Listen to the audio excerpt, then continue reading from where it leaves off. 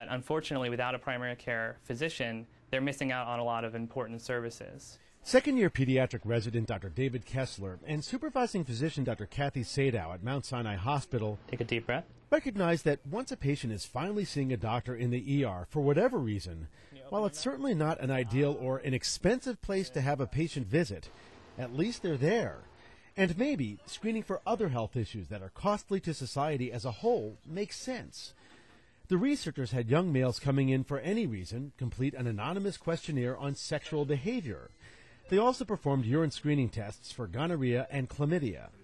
They found a high frequency of high-risk sexual behaviors and sexually transmitted illnesses among those who used the ER as their only means of health care and didn't go to a regular doctor. Like Nemel Moore, who doesn't have a doctor, came in for a sore throat, and didn't know he was, by chance, also carrying a sexually transmitted illness. It took me by storm because I never had to deal with something this dramatic in a hospital before. An ounce of prevention is worth a pound of cure. If we can screen people for sexually transmitted illnesses early on, we can prevent a lot of later complications, which means increased ER visits, increased adverse health effects for the patient, and increased cost to the whole system.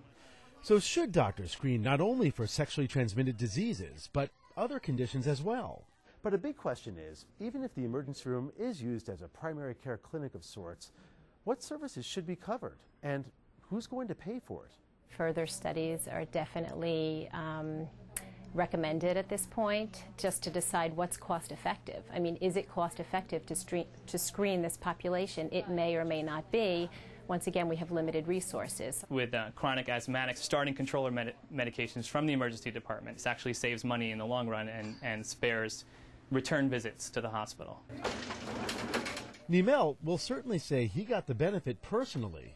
I'm actually glad that it happened. I'm actually glad that I found it out now. Then, it would have gotten worse. I'm Dr. Mike Rosen.